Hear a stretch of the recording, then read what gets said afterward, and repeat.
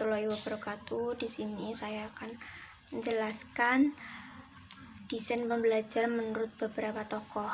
Yang pertama dari Raygood mendefinisikan desain pembelajaran adalah kisi-kisi penerapan teori belajar dan pembelajaran untuk memfasilitasi proses belajar seseorang.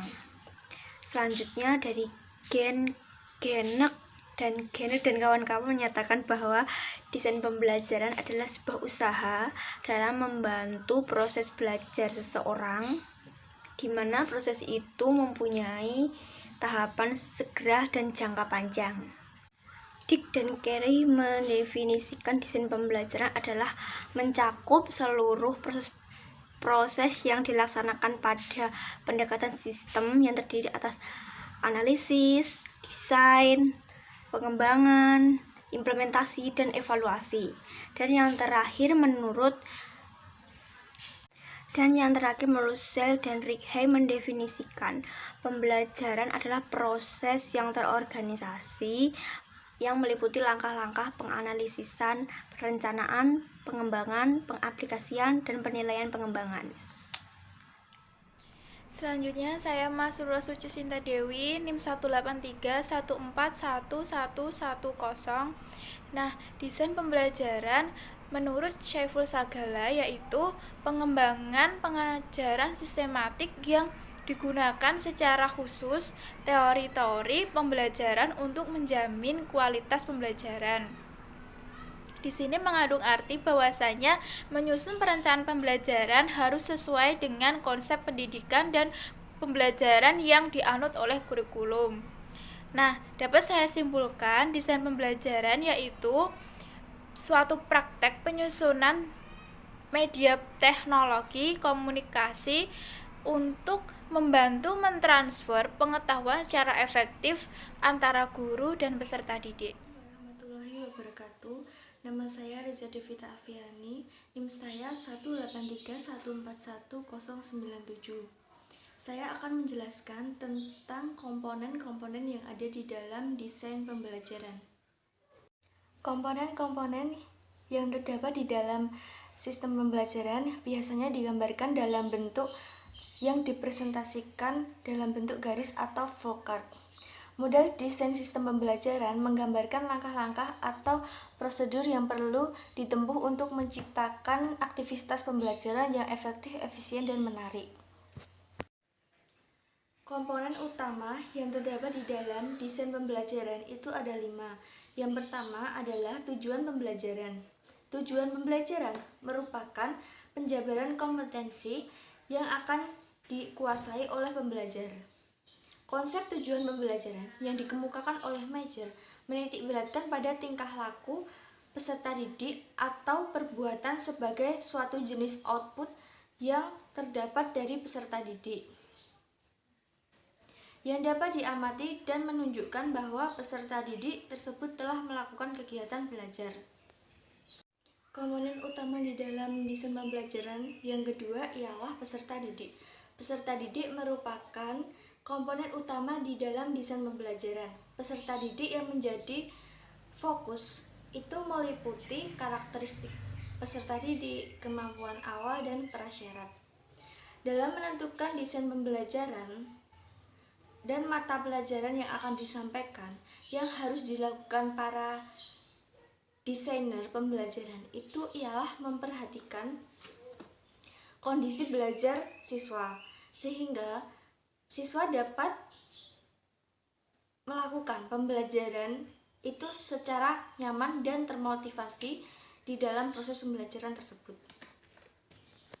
Komponen utama desain pembelajaran yang ketiga ialah analisis pembelajaran. Analisis pembelajaran itu merupakan proses menganalisis topik atau materi yang akan dipelajari. Di dalam analisis pembelajaran dilakukan dengan menganalisis tuntutan dan kebutuhan belajar siswa yang sangat beragam. Jadi, keberagaman tersebut perlu diakomodasi dalam pembelajaran. Karena penyeragaman terhadap siswa yang realitasnya beragam bukanlah tindakan bijak dan proporsional. Analisis pembelajaran terdapat komponen-komponen analisis pembelajaran. Pertama ialah analisis perilaku dan karakteristik siswa. Yang kedua adalah analisis kompetensi guru, dan yang ketiga ialah analisis lingkungan belajar. Yang keempat ialah tujuan pelaksanaan analisis pembelajaran. Pelaksanaan analisis pembelajaran ini bertujuan untuk memperoleh informasi akurat mengenai komponen-komponen pembelajaran. Setelah didapatkan informasi yang akurat, penyelenggara kegiatan pembelajaran, dalam hal ini guru atau pihak sekolah, itu bisa menjadikan informasi tersebut sebagai dasar dalam merencanakan dan melakukan kegiatan pembelajaran ke depannya. Yang selanjutnya yaitu model pembelajaran personal.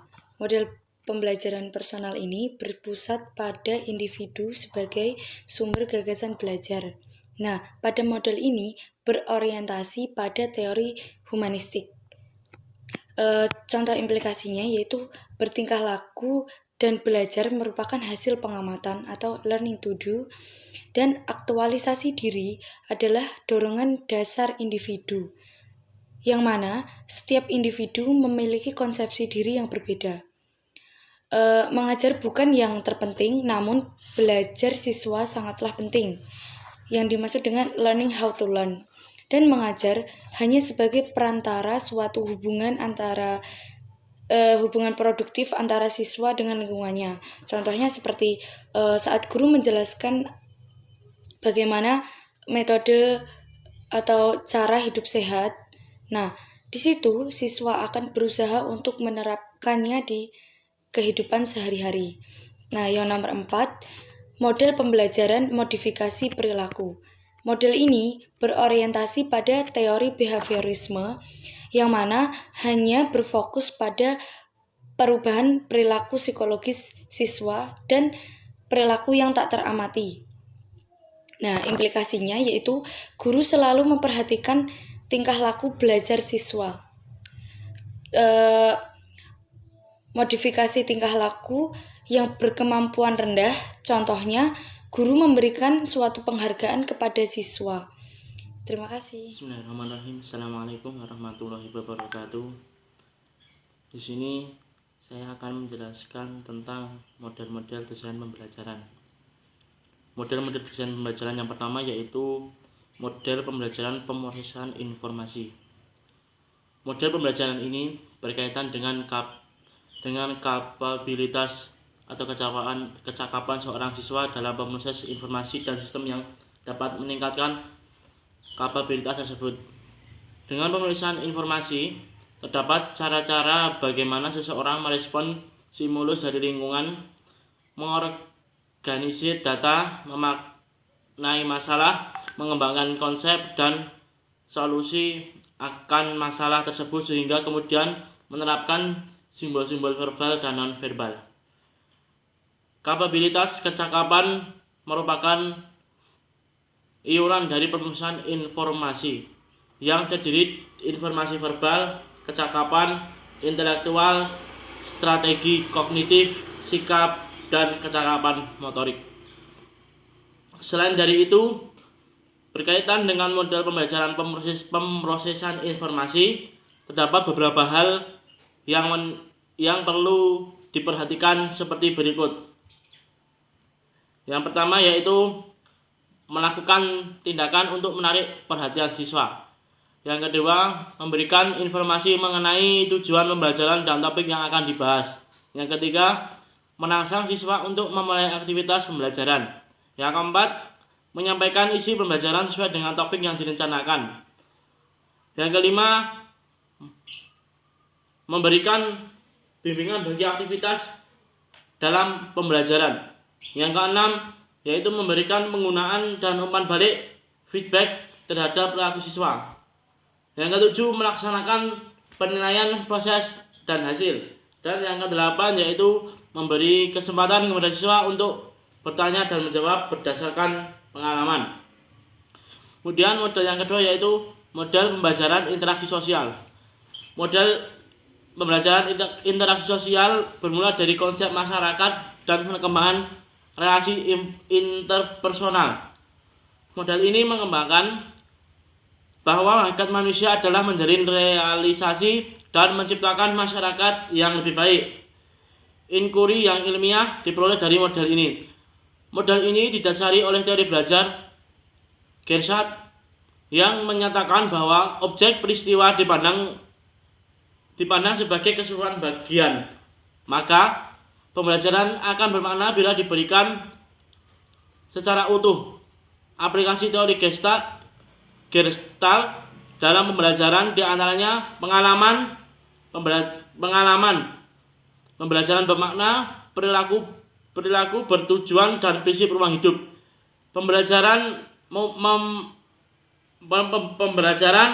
memampukan siswa memecahkan masalah berdasarkan insting. Materi ajar memiliki makna yang jelas bagi kehidupan siswa dan berkaitan dengan lingkungan belajar bagi siswa. Assalamualaikum warahmatullahi wabarakatuh. Di sini saya akan menjelaskan materi tentang strategi pembelajaran dan penilaian pembelajaran. Yang pertama, terlebih dahulu saya akan menjelaskan tentang strategi pembelajaran. Nah, strategi pembelajaran itu adalah cara yang digunakan pengajar atau pendidik dalam menyampaikan materi pembelajaran dengan tujuan anak didik mudah dalam memahami materi yang disampaikan. Dan pada akhirnya proses itu akan berjalan dengan lancar. Terus macam-macam dari strategi pembelajaran itu ada. Yang pertama adalah strategi expository, yang kedua adalah strategi inquiry, yang ketiga adalah strategi inquiry sosial, yang keempat adalah kooperatif, dan yang kelima adalah pembelajaran efektif. Dan yang selanjutnya saya akan menjelaskan tentang penilaian pembelajaran. Penilaian pembelajaran sendiri adalah proses pengumpulan informasi atau data dengan pembelajaran peserta didik dalam aspek sikap, pengamatan, keterampilan, dan tingkah laku yang dilakukan dengan tersistem dengan tujuan memantau proses kemajuan belajar siswanya atau siswa tersebut. Penilaian pembelajaran ini dibagi menjadi dua, yaitu dua pendekatan, maksudnya yaitu ada pada penilaian pembelajaran yang pendekatannya normal dan pendekatan kriteria. Adapun beberapa kriteria kedua pendekatan tersebut yang terletak pada acuan dan pakai, yang yaitu ruang lingkup. Di ruang lingkup peserta didik dibagi menjadi tiga, yaitu yang pertama adalah dominan kognitif, yang kedua adalah dominan efektif, dan yang ketiga adalah dominan psikomotorik. Sekian yang dapat saya sampaikan. Assalamualaikum warahmatullahi wabarakatuh.